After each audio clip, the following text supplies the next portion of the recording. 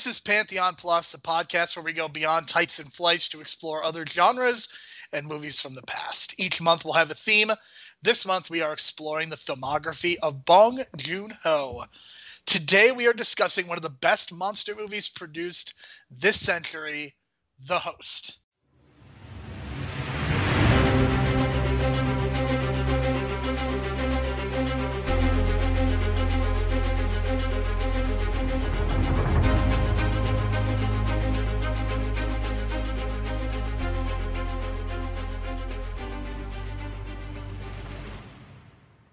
My name is Jerome Q-san. You can find me on Twitter at JeromeC1985. You can find additional episodes of this podcast through Apple Podcasts, Stitcher, Spotify, and all of your favorite podcast apps through the real world. We strongly encourage you to leave a 4 or 5-star review so as to help people discover this show and the great work that the folks at the real world are doing.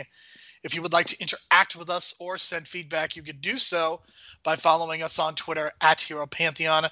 My co-host for this week and every week will be Brian DeBrain. He can be found on Twitter at Brian DeBrain. Brian, this week we are reviewing The Host. Now, there are like 3 different versions of The Host. We are reviewing the Bong Joon-ho one. And I'm very excited to be talking about this because one of the things that we were discussing last week is the possibility of doing a monster movie theme in March. And I was honest with Brian, and I said I'm not a huge monster movie guy. Like, I enjoy parts of the Godzilla movies, but they're generally not my thing because I think part of the problem that I have with a lot of monster movies is that you are so much more invested in the monster than in the human characters, and that's not something that I'm into. It's the same reason I really wasn't into the Pacific Rim movies either. But what's different about this movie, Brian, is that, yes, it is a monster movie, but I think the thing that they do so well is they actually get you invested in the family. And family is a major theme of a lot of Bong Joon-ho's work. And I definitely had some issues with Barking Dogs Never Bite. And I don't think The Host is perfect. I could definitely understand why Quentin Tarantino called this one of his 20 favorite films released between 1992 and 2009. I totally understand that, and I can see why people really love this movie. Yeah, I mean, I was planning a monster month, and the ones that I kind of picked, I think only one was kind of serious. Like, the idea was the original Godzilla, original King Kong, the 63 King Kong versus Godzilla, which is that, cheesy monster type movie that you're not a fan of, which is I totally get, and then Godzilla Resurgence, which maybe we could visit down the line, because Godzilla Resurgence came out in 2016. It's more on the line of what the themes of this movie is, the way the government reacts to a situation where they're just inept to the situation and don't know how to deal with it kind of thing. That's what Godzilla Resurgence is mainly about, so maybe we can visit that later on sometime. But this is like, The Host, to me, top 3 monster movies of all time. I've seen so many of them. I've seen every single Godzilla movie except for the Netflix animated movies because they look like shit, and I just have no interest in that, and they just have terrible reviews anyway. So I've seen all the live-action Godzilla movies, and I would say this is probably on the level of the original Godzilla movie, maybe even better, because even all the Godzilla movies that I've seen, the family and the human drama doesn't compare to The Host. Like, The Host gets it right from the start. And yeah, like, I don't know. I mean, you can say that Jaws is a monster movie, and I consider Jaws a monster movie, and that's kind of my top tier of monster movies. Like, that's number 1 for me. This has those elements to it, but it also has this human drama that just drains you by the end. Like, I remember the first time watching this movie, just being on this emotional roller coaster, because, like, you think the daughter dies, like, after the attack, and then when he gets the phone call, the whole movie turns around and becomes this, like, oh my god, we got to get my daughter back. And that's where you get invested.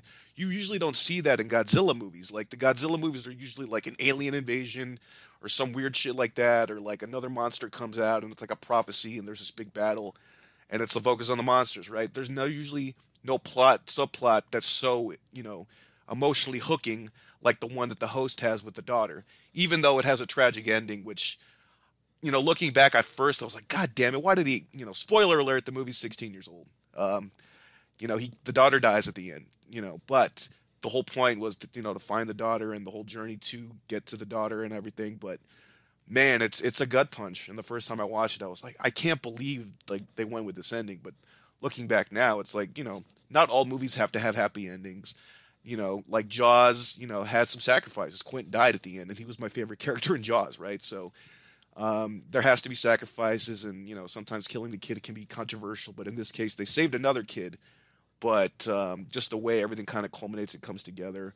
And I also noticed here that he's, I didn't even notice that the grandfather here is the dude who's the mechanic in the boiler room in Barking Dogs Don't Bite. So I just started to notice like he's doing the Tarantino Scorsese thing where he's casting all his usual, all the quote unquote usual suspects as the actors he's used to working with, and of course you see that with Song Kang Ho. He's the main character in this movie, the dad, the clumsy dad, but he's in almost every other Bong Joon-ho movie. I mean, he's the star of pretty much the star in my opinion of Parasite. So I love the way that he brings this cast together, and it's a familiar cast, and just everyone feels like they fit in all the roles. Like, there's nothing that feels miscast about these roles.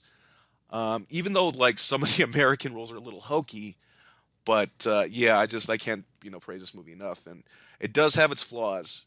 I'm definitely going to say that, but still, I think for 2006 when this was filmed, with the limitations of CGI, I think they did as best as they could with the monster.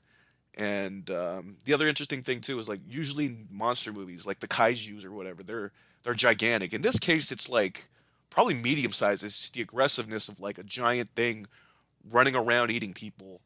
Not just the water. So that was pretty cool because in Jaws you're just dealing with the water. Here it's both land and water, so it increases the drama and increases the creepiness factor and all the jump scares and all that stuff. So they did a good job with the setting as well.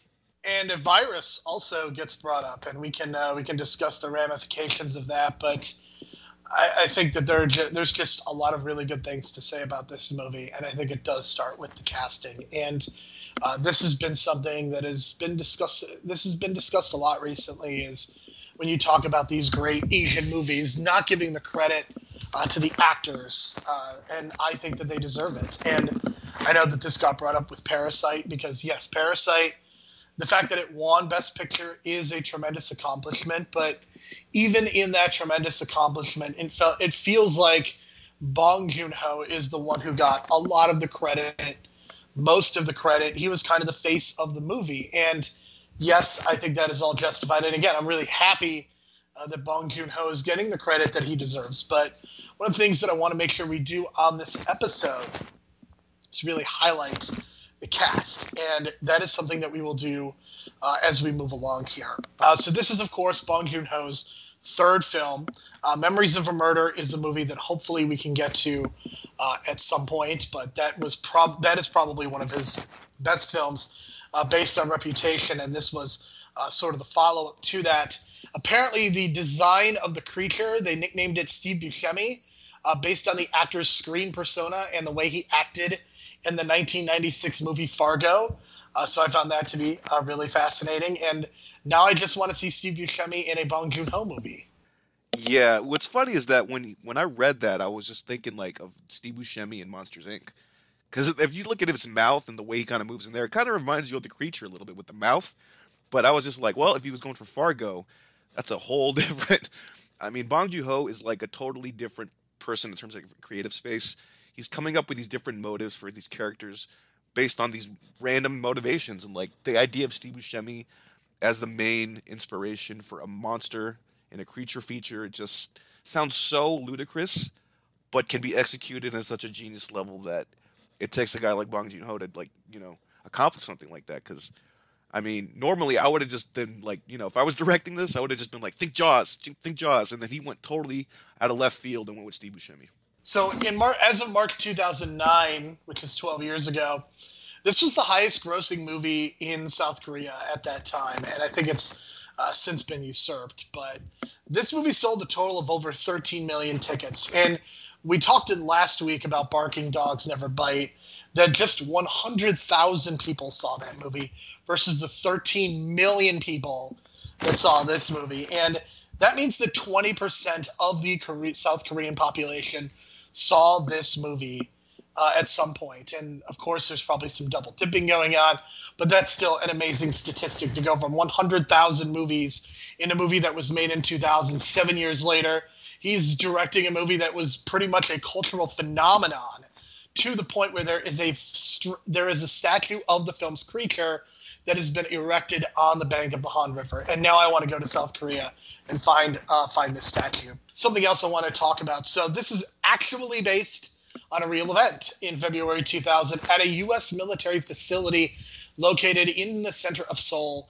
A U.S. military civilian employee named Mr. McFarlane was ordered to dispose of formaldehyde by dumping it into the sewer system that led to the Han River, despite the objection of a South Korean subordinate. The government attempted to prosecute Mr. McFarlane in court, but the U.S. military refused to hand over the custody of Mr. McFarlane to the South Korean legal system, and a South Korean judge convicted Mr. McFarlane in absentia. The public was enraged at the government's inability to enforce its own law on its soil. In 2005, nearly 5 years after the original incident, Mr. McFarlane was finally found guilty in a court in his presence. However, he never served the prison sentence, and there have been no sightings of a mutant creature in the Han River yet. So I think one of the subtext of this movie is you do get some hints at the U.S. imperialism that is taking place because, of course, the United States has maintained a military presence ever since the 1950s in South Korea because of the war with North Korea, which technically still is not over, even though they are not actively fighting as we record this podcast. That war's still technically not over. And the U.S. has a they have a heavy military presence there. And I think that Bong Joon-ho is without a doubt providing some commentary on the United States and just how they are affecting South Korea, because the inciting incident it is not Korea's fault that this is happening. It is an outsider who orders formaldehyde to be dumped into the river that leads to the creation of this monster. And I think that is what monster movies, when they are at their best, this is what they are doing, is they have this political commentary. Because I think with King Kong, it's this idea of colonialism and the dangers of colonialism. With Godzilla, it was about nuclear war.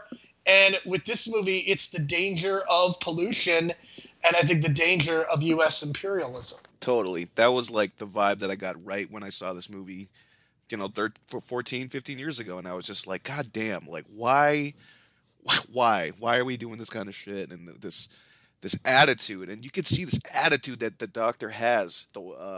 He's Herschel from Walking Dead. And it's just like, man, what an asshole. And he's just like no remorse about it. And I know it's like over the top and overly dramatic, and it's for a movie and dramatized or whatever, but the real life incident could not have been as different. You know what I mean? Like, just, it's the same situation pretty much. And it's just like, how could you consciously do something like that to the environment? And it's just like so ridiculous. And I don't know how much formaldehyde that they actually put in the river in real life, because like in the movie they put a lot. And not only that, it was like, I don't know if it expires or whatever, but the bottles were super, super old because they had like all this dust on it, so it just made it even worse, man. But the idea of taking that and then taking it into the monster movie realm, that's something that I would have just like, dude, that's a monster movie origin, and then go from there. Like, that's something you pick up on those little things, like those little news bits every now and then that can kind of turn into sci-fi or horror or a creature feature like this. But I love it when they do that. And you mentioned the best monster movies are the ones that do the political commentary, and that's kind of what Godzilla Resurgence did. Very similarly, where it was just like this inept reaction to a kaiju situation and just not knowing what to do when you do have the answers, but it's just so bureaucratized and not knowing who to go to for answers and that kind of thing. You kind of get that too, because the Korean government had no idea how to deal with this, and they were like taking instructions from the U.S. Army about the so-called virus and everything. So there was a lot of commentary going on, and it felt like at times during this movie that the Korean government was not even in control. It felt like the U.S. government was really in control behind everything, telling them what to do, who to quarantine, how to act, that kind of thing. Because by the end of the movie, they even reveal like it was just a bunch of misguided information that kind of drew and spun out of control. And this is way before social media going through the roof and everyone having mass information and spreading like that. So just, can you imagine a real life monster situation like this where it just gets out of control with misguided information? Like, yeah, misinformation would run wild. So it all kind of ties to this idea that the U.S. military is behind it all, kind of pulling the strings, and it's very poignant now, I think, but even more so than it was in 2007.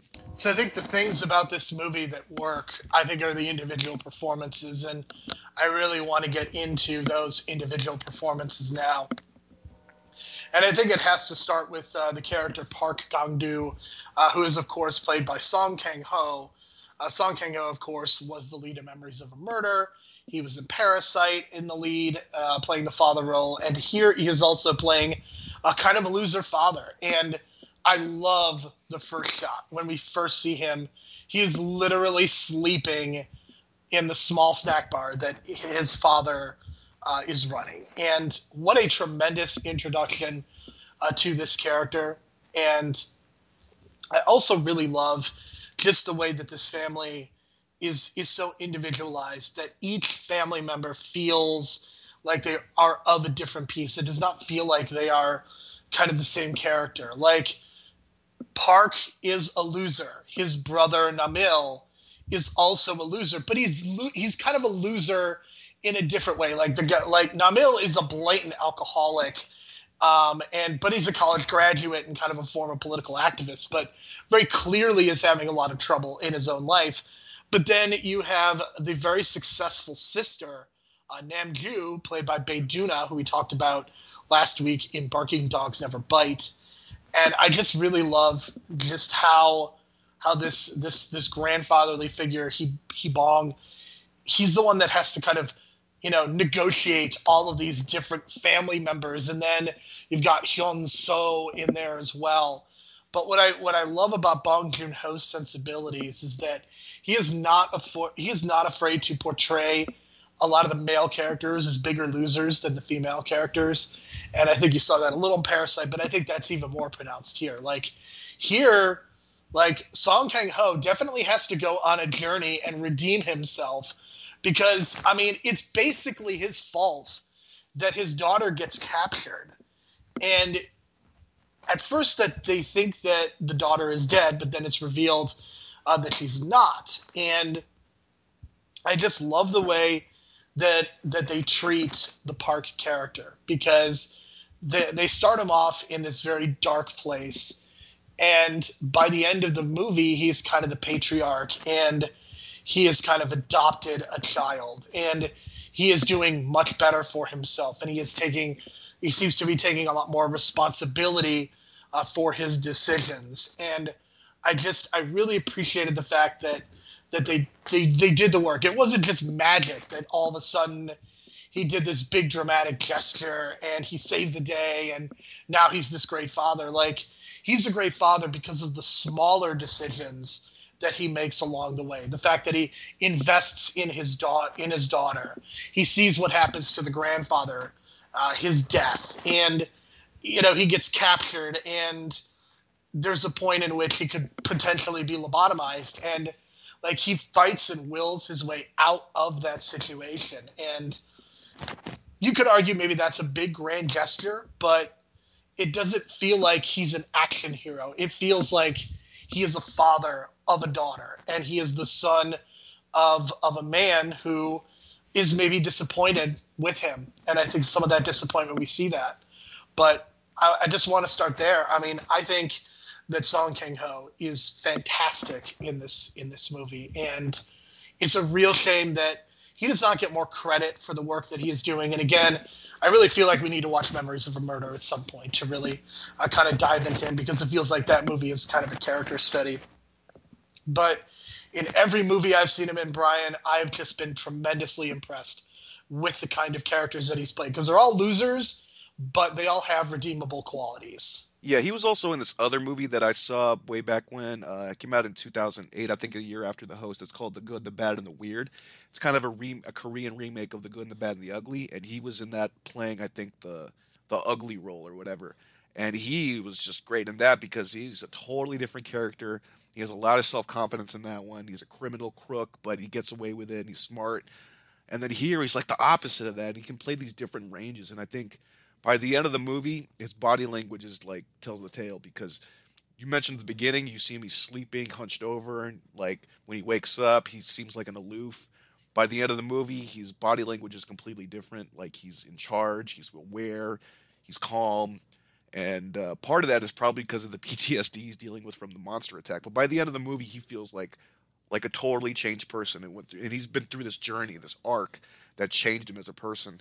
Seeing his father die in front of him, seeing his daughter die in front of him, but it's part of that journey. And then and then even his father mentions how like he's been on this journey and like how he was kind of abandoned when he was in his late teens, early 20s, no mother around, and he admitted that he was not a good father to him around that time, and it was too late by the time that he tried to be the father to him. That's why he's kind of a little aloof and a little off. But it's kind of weird too because it does feel like when they inject him with that needle in his head, I don't know. It seems to kind of like stabilize him a little bit. So I don't know if that was like unintentional, but like, and I don't know if that was like a full lobotomy because that was not a full, that was just a needle injected into the skull and cracking the bone and everything. But it felt like that kind of changed him like mentally. And I don't know if you noticed that too, but it seems like he was a totally different state of mind. And I don't know if that was attributed to the fact that he was just so determined to get his daughter back or whatever. But his arc is just incredible. And then from that point on in the third act, he's just nonstop, willing to do whatever. He's jumping in the water, like from the bridge to like to seemingly swim and catch up to his daughter, and where the creature's and the daughter's in the creature's mouth, and he's just like jumping off the bridge like a crazy man and swimming, trying to catch him. He's like this desperation mode, and I love that, man, because it just feels like a real drama, like a human drama, and that's what I loved about the way this family's put together. Because like, it feels like they're not on the same page at all. They're all on their individual journeys, and I think the message was because by the end of the movie, they all team together to eventually kill the monster. But halfway through the movie, when they're trying to get together, they're just not on the same page, and because of that, they can't get the job done, and then it ends up kind of killing their father. So I think if they were on the same page, and that's kind of where the message lies, it's like, especially with the family drama, like we all go through that, growing up, kind of some siblings just kind of drift apart and hardly see each other. And even the father mentions is that when they think that the girl's dying and they're at the memorial, it's like, you brought us all together. We haven't been together in so long. And then I thought that was kind of touching because, yeah, it's like some families go through that. And then the idea of them coming together finally on the same page at the end and killing the monster, like when they could have done that halfway through if they were just on the same page and more united. But sometimes families just become, drifting apart and are not on the same page, and sometimes not even on the same wavelength. And you can kind of tell that's what's going on in this background with the drama and the family. That's kind of this background of the movie. So another character that I want to discuss is Hee Bong. And I think that while I really liked what he did in Barking Dogs Never Bite, I think he's even better here. I think he has a monologue about halfway through this movie, just before he dies, that's really powerful, and I think sets the stage for the second half, because he's basically the person that is keeping everything together. He is keeping the family together, like despite the fact that his sons are both colossal fuck-ups.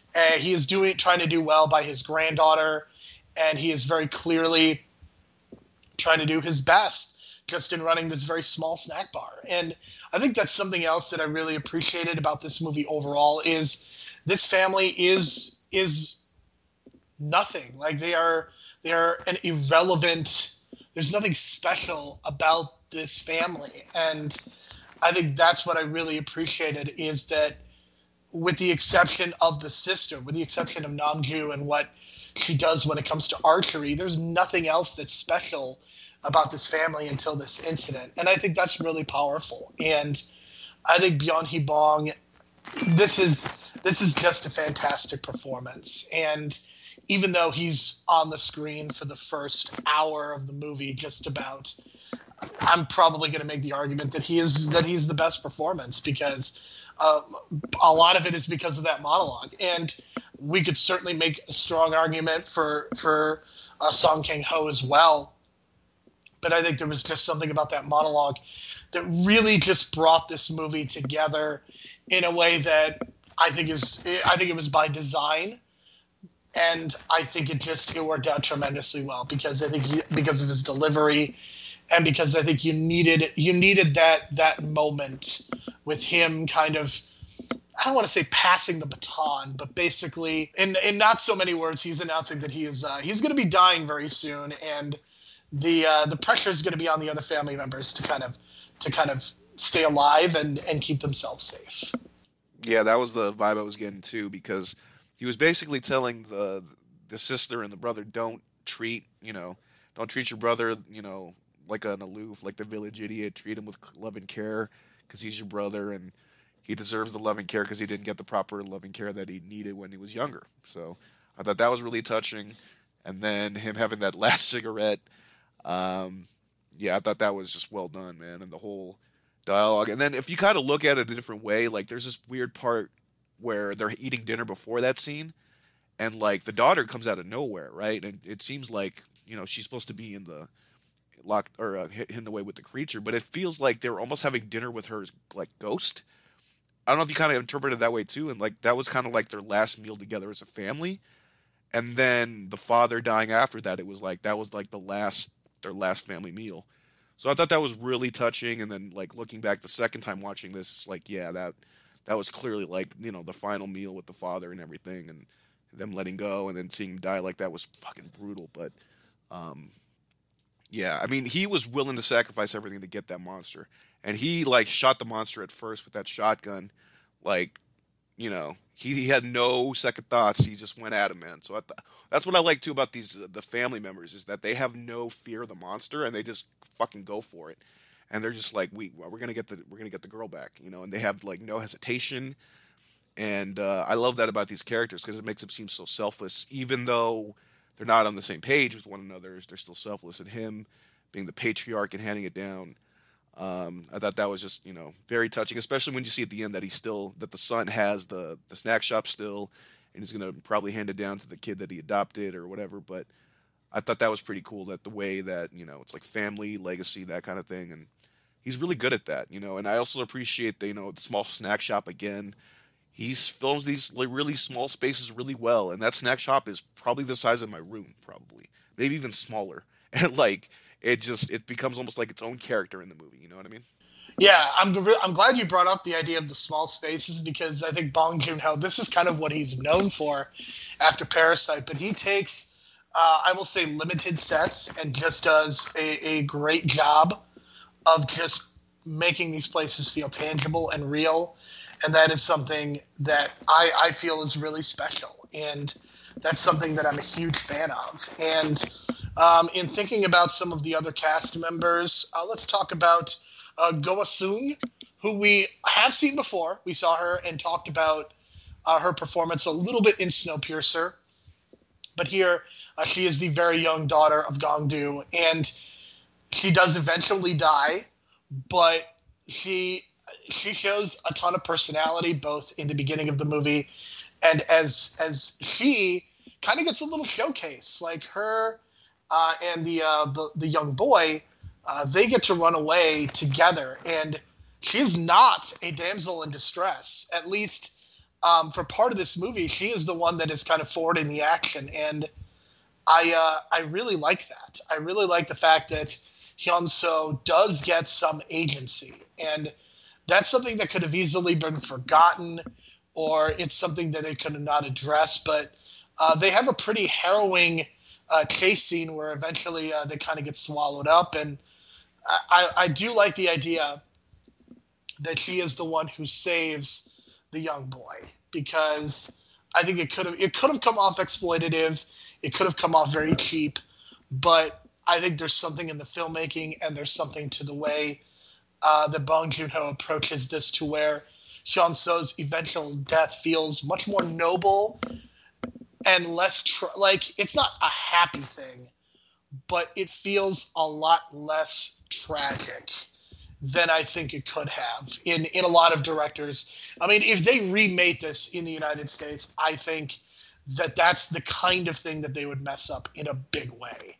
I almost think that they would probably turn Gongdu into kind of a comedic character. Like, they'd probably have someone like Ed Helms play him or some shit like that, and it'd be really bad and really annoying, and the daughter would just, like, she would be almost too much of a girl boss and things like that. But here they really do a great job of balancing it, and it's really impressive. And the fact that this was done in 2007 the way it was, I think, just adds to how much more impressed I am by this. And the young boy, Joe, he kind of has his own harrowing version because, of course, he was homeless, and the person that he was traveling with gets eaten, and he is able to survive.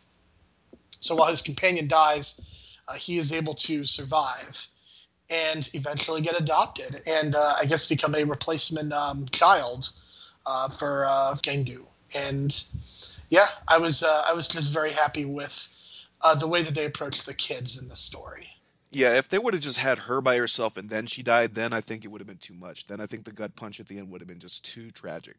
But the fact that there was that redeeming quality of her saving the little boy, and again, I think every movie we've seen of Bong Joon-ho, there's like some kind of subplot with like the homeless or something like that, and there's always a character that's a homeless character that's going to become important. There's another homeless character that becomes important at the end of the movie that ends up helping his brother out when he's like pouring the gasoline on the monster. So there's a lot of emphasis on that, and there was this whole subplot too about how, as a kid, like Park Gang-do, like he, because his father neglected him, would go around looking for food, almost like a homeless person, even though he wasn't. So there's a lot of subtext to that all that going on, and the fact with the daughter, man, like I said, it's a gut punch, man. But it's great to see it, a performance like that from child actors, like I mentioned before, especially with Bong Joon-ho. He just kind of brings it out of these child actors, and I don't know what it is, but he brings the best out of them. And I think we're going to see that a lot with Okja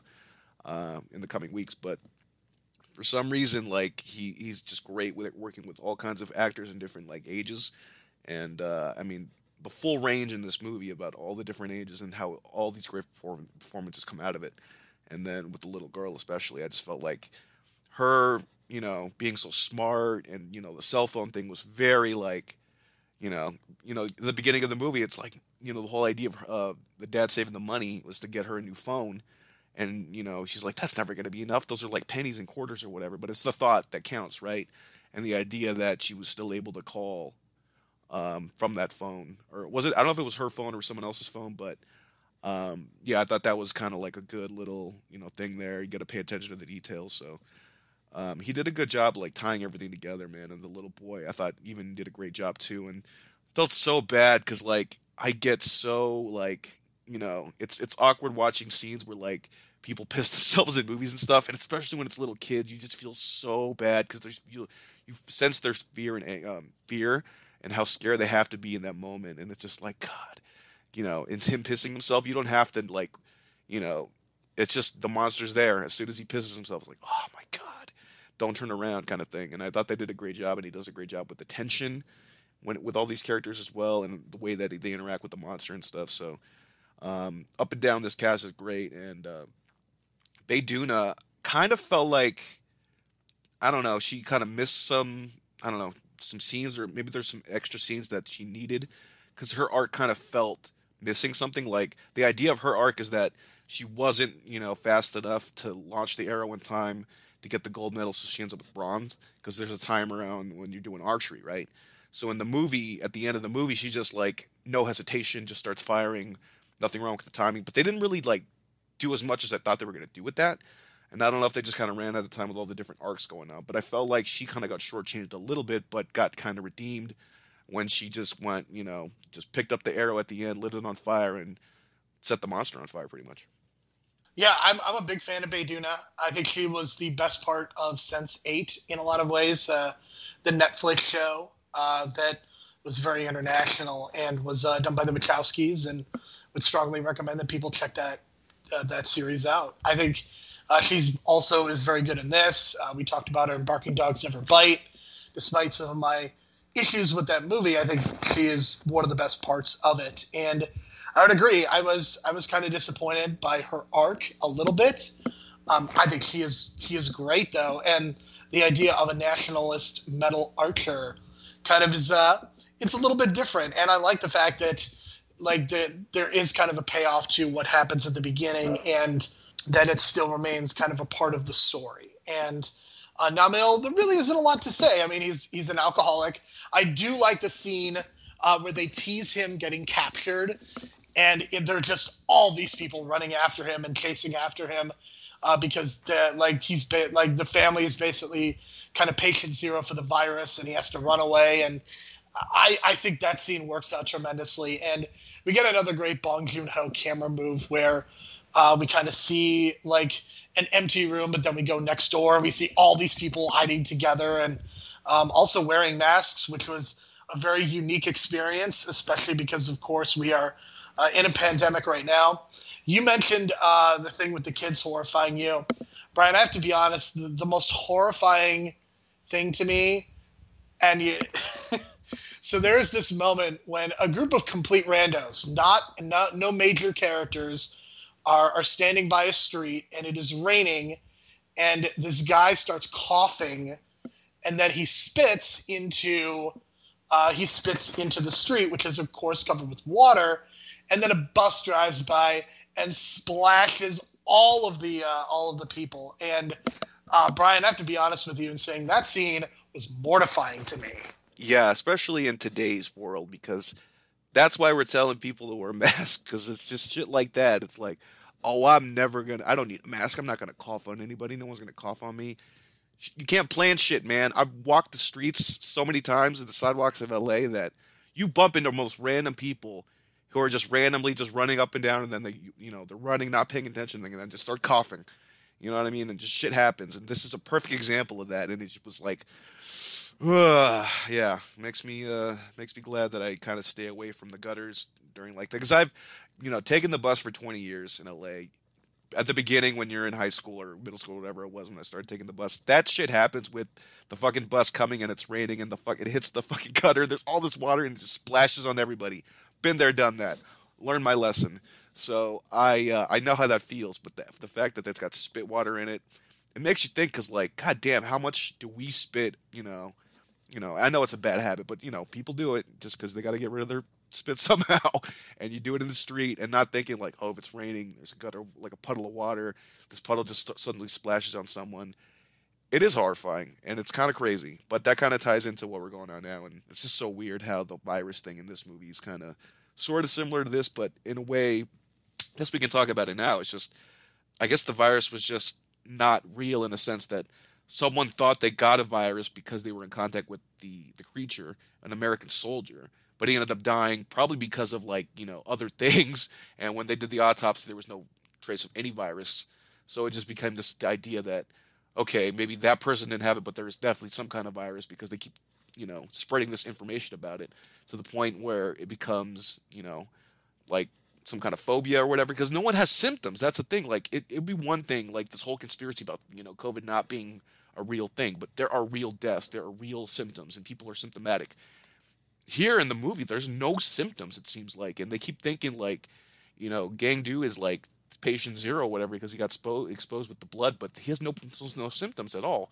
So the idea was, I guess, that there was a virus, or the idea there was a virus and that it was spreading and all these different things, but it really wasn't because there was none. And then just someone just overheard it, I guess, or something like that, and a doctor just takes that as their for word, and it kind of just spreads like that.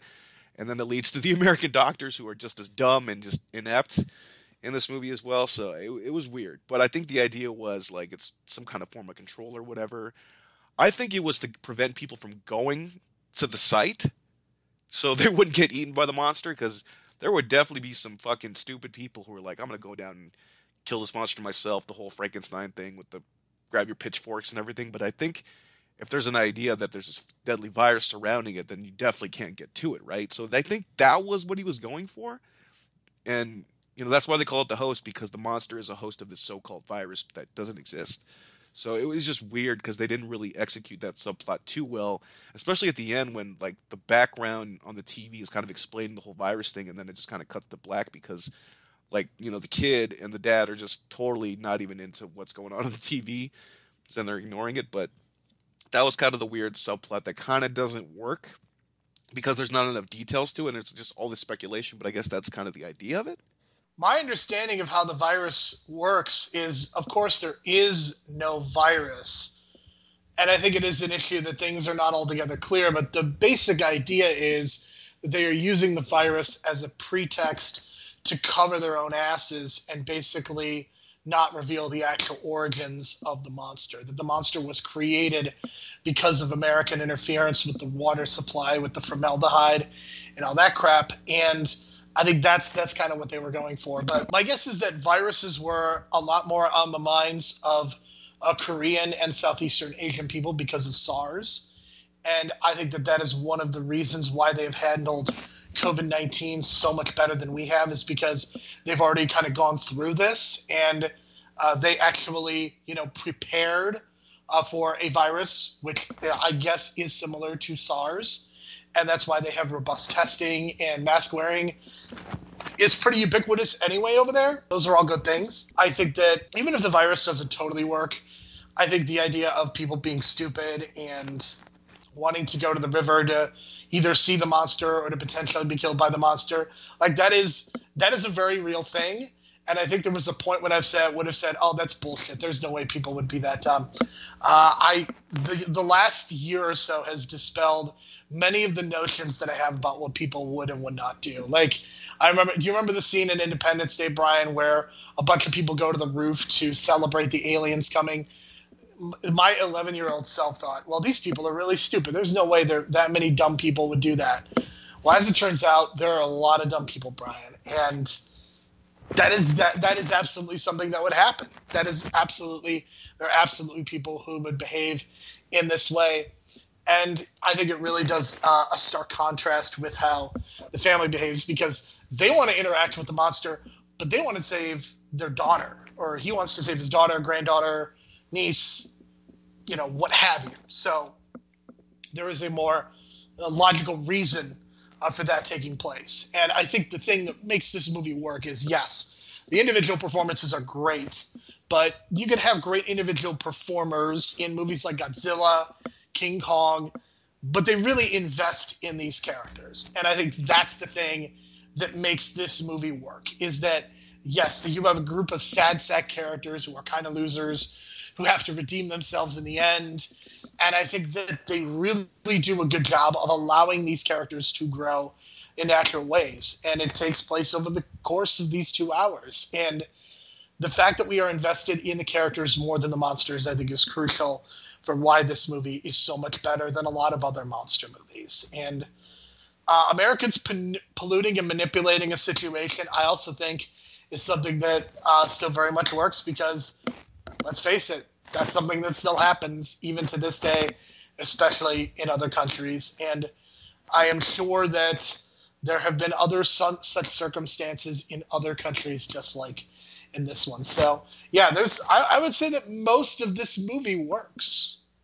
Yeah, and I think the one thing we can kind of both agree on was like the CGI was a little wonky at times, but I think that's only because it was 2006 and not every movie can have ILM and Lucasfilms work on your movie. You know what I mean? Like Lord of the Rings, yes, made in 2001, 2002, looks fantastic still to this day, but they had, big, money CGI behind it. This didn't have that kind of big money CGI, but it still had a unique look. And I know you don't like the creature looking during the daytime, even though that monster attack at the beginning was just incredible. Like the drama and just like the horror of it all. And I mentioned last week how the music was just totally off in Barking Dogs Never Bite. This one he gets it right, because it's like he does the Jaws thing, but he uses drums. And like the drums just build up, and the monster has this drum theme, and it's like dun dun dun dun dun, and it speeds up. It's like the speed, because like when you first see the monster running towards the camera, it's like dun dun dun dun with the drums, and then it speeds up with the drumming as soon as the monster speeds up, getting closer to the camera. Incredibly well directed, and the horror of that scene at the beginning with the monster eating everything, and the visual of like seeing the monster regurgitate a pile of bones. Like, I'm sure a lot of horror movie directors have thought of that and just couldn't execute it well, but man, did he do it well in this one, because it was not only creepy, it was like gross, it was like horrific, but like I don't know. That's just the way he goes, man. Because there's also an underlying dark humor in this movie as well, like every Bong Joon-ho movie there is.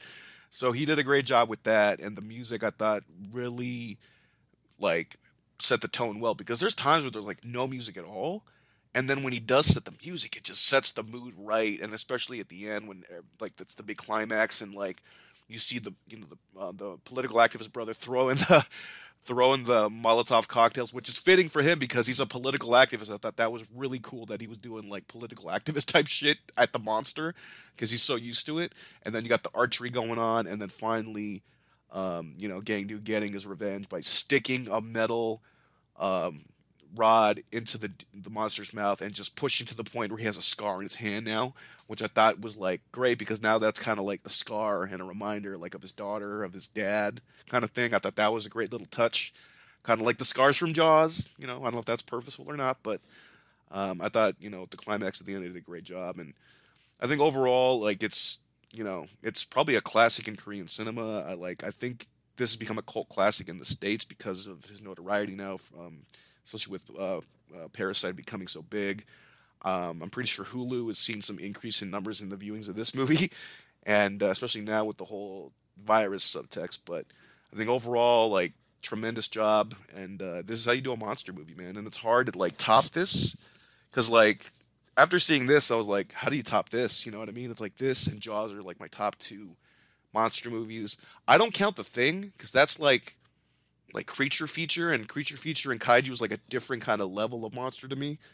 And like Jaws is a shark obviously, but that falls in the kaiju level because of the size and all that kind of thing. So I think this is top tier for me for sure, and it's definitely different than any other monster movie because of the human drama, and that is a credit to it. And this won the best picture in Korea. Did it? I think it got nominated or something like that, but still, like, to be nominated and be a monster movie like that almost never happens here, and I think it could happen here. I mean, Guillermo was like, he did a monster movie and then did a creature feature, and that got nominated. So if anyone can do it, maybe Guillermo, and kind of not necessarily do Pacific Rim, but some kind of other giant monster movie. But I think it's possible to do it to the point where he gets the critical acclaim, because maybe even do like not a sequel, but maybe a different monster movie. Bong Joon-ho does it again, but he's kind of been there, done that already. So it's going to be tough, man, but this shows it's possible that monster movies can have credibility, man. And I'm a very big proponent of the kaiju genre, despite its cheesiness and all its goofiness. But I have fun watching those movies, but this is just something totally different. I would say so. I think this is definitely one of my favorite monster movies. As I've said, I'm not huge into the genre.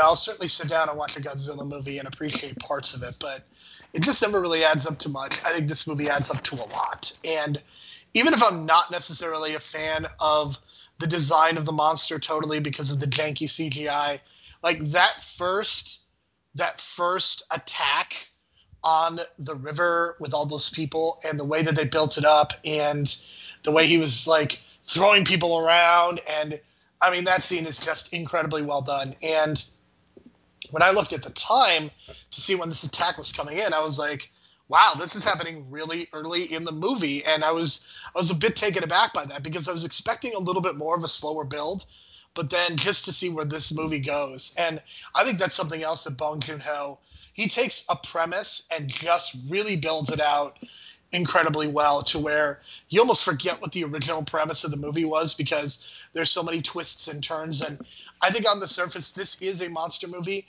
but in the end, I think it becomes so much more. It becomes so much more about the characters. It becomes so much more about the people that we are seeing, struggling to deal with this monster. And it's not something that I think a lot of filmmakers would have the patience to do.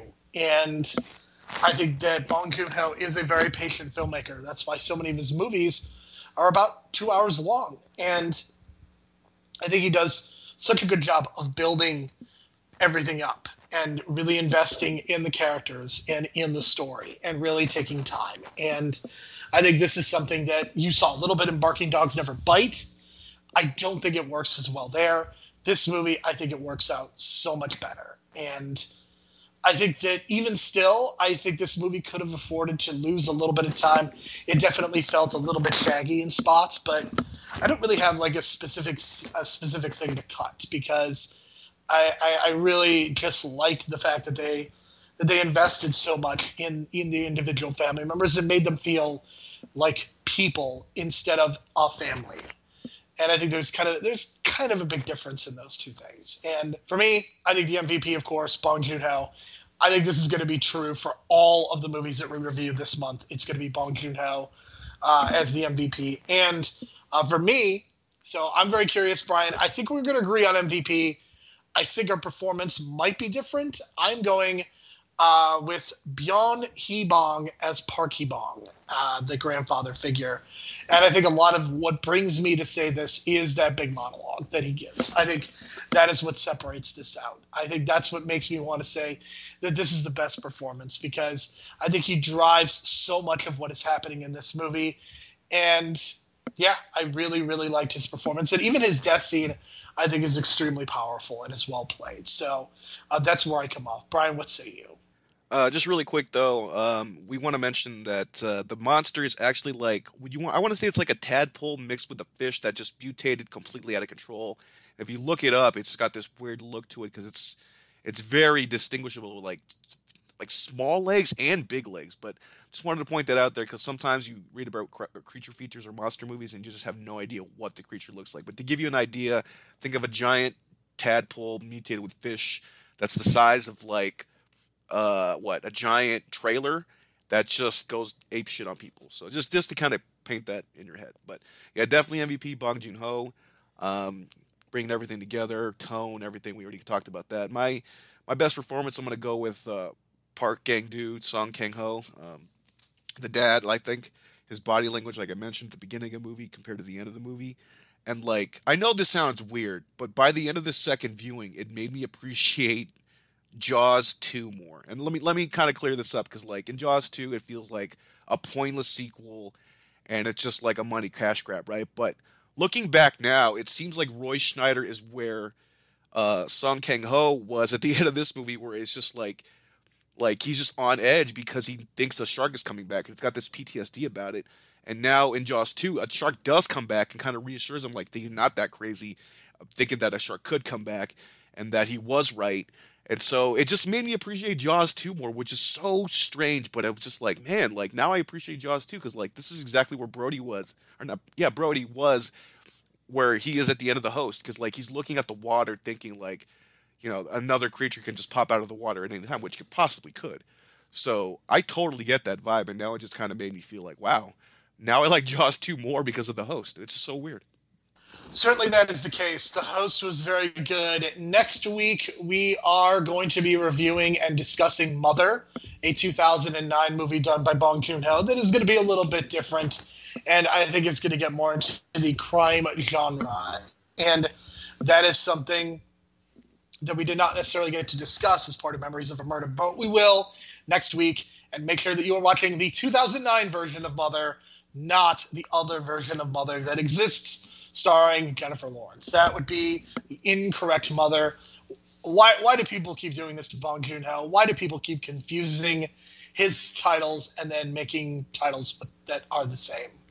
I don't know. And like, why do people say they're going to remake his movies and then there's no remake? And well, except Snowpiercer, because they made that in the show. But The Host was rumored to be remade back in like 2011 and just went to shit. And they even made like a pseudo like reel for like a potential sequel, and they did like these special effects for it, and they shot this scene where it was like another monster coming out, and there's like, it's on YouTube. It's really well done, except nothing came from it. So yeah, just don't watch Mother because it's not the right Mother, but just watch the right Mother. Get it?